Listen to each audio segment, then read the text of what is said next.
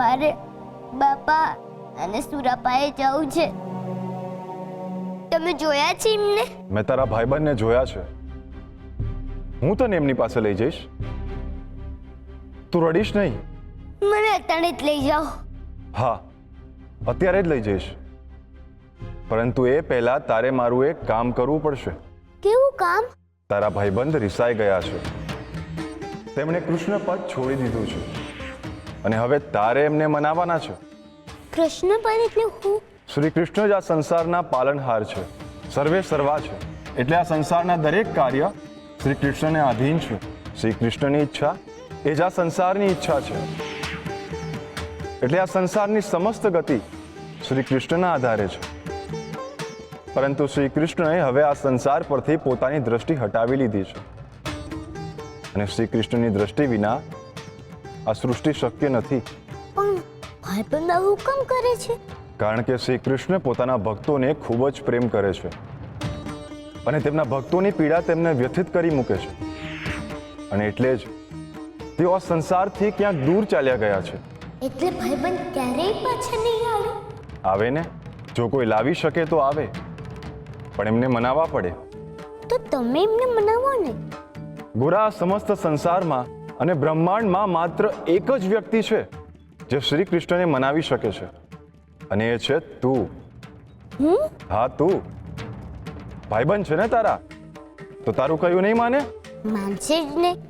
એમની દરેક વાત માનું છું. તે મારી વાત માનશે જ ને. બસ તો ગોરા, તારે તારી ભક્તિ અને પ્રેમથી શ્રી કૃષ્ણને પાછા લાવવાના છે, મંદિરમાં પણ અને લોકોના મનમાં પણ. જો શ્રી કૃષ્ણ પાછા આવશે તો જ આ સંસારનું ચક્ર ફરી એક વખત ગતિમાન થશે. નહીં તો સદા કાળા અંધકાર સંસારને ઘેરી વળશે. ના ના, હું ભાઈબંધને મનાવીશ જ. એ મારી વાત માનશે જ. પણ અઘોરી બાપા, તમે કોણ છો? તમે મારા ભાઈબંધને કેમ ન ઓળખો છો? હું કાળનો મિત્ર છું. સ્મશાન જ મારો ઓટલો છે. હું મહાકાળ છું. એટલે? મારો પરિચય હું તને પછી આપીશ. અત્યારે શ્રી કૃષ્ણને મળવાનો સમય થયો છે. હા, એ ક્યાં છે?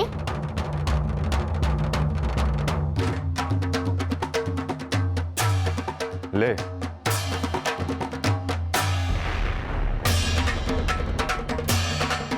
ઉભા રહ્યો. બોલો, હરે કૃષ્ણ હરે કૃષ્ણ હરે કૃષ્ણ હરે કૃષ્ણ.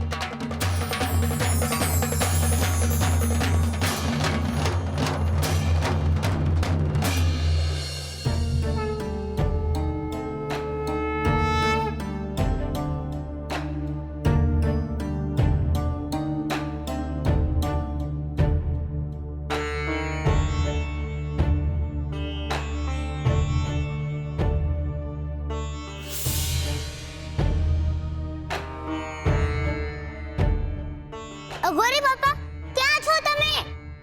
ભાઈબંધ, ક્યાં છો તમે? ભાઈબંધ! ગોરા બચાઓ, બચાઓ! ગોરા, ગોરા બચાવ ભાઈ! ગોરા! ગોરા બચાઓ, બચાઓ! મને કઈ દેખાતું નથી. ગોરા, ગોરા બચાઓ, બચાઓ! પાપા, ક્યાં છો તમે? બચાવો ગોરા, બચાવો! સુરા, તું ક્યાં છે? મને કઈ દેખાતું નથી. તું મારી સામે આવીને.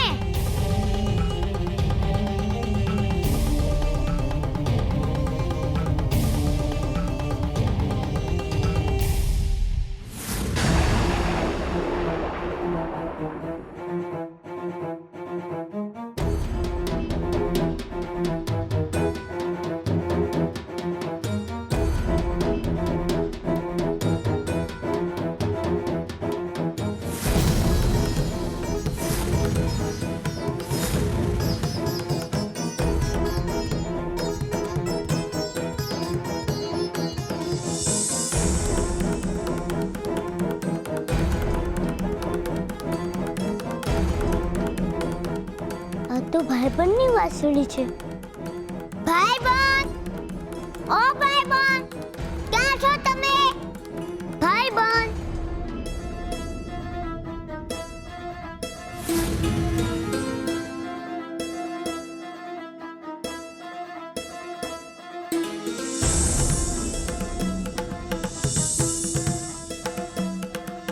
તમે આયા જ છો ને ભાઈબંધ, પણ તમને દેખાતા કેમ નથી?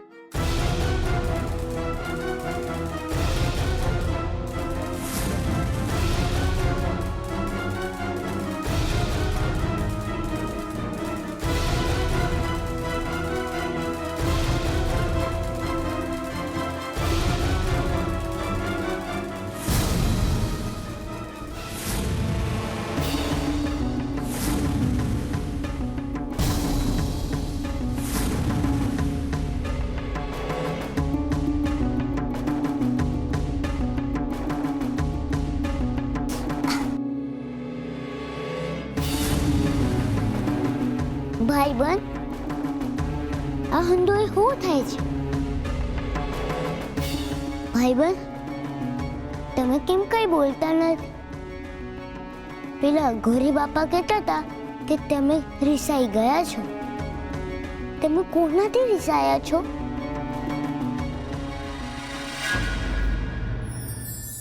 પદ.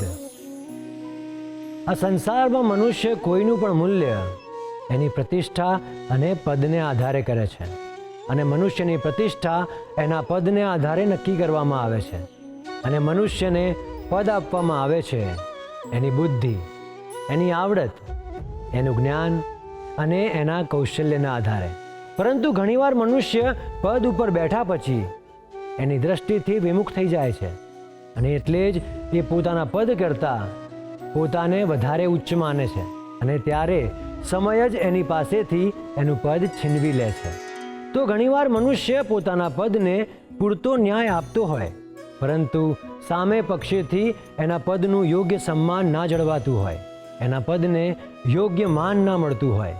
પોતે શુદ્ધ હોય છતાં પણ અન્ય લોકો એના પદનો દુરુપયોગ કરતા હોય, ત્યારે જ્ઞાની લોકો એના પદને ત્યજી દે છે, કારણ કે એમને ખબર છે કે એ પદને આધીન નથી. પદ નહીં હોય તો પણ એ એટલા જ કૌશલ્યશાળી રહેશે. યાદ રાખજો, જે મનુષ્ય પોતાના પદનું મૂલ્ય જાળવે છે એને પોતાનું મૂલ્ય જાળવવા માટે પદની જરૂર નથી રહેતી.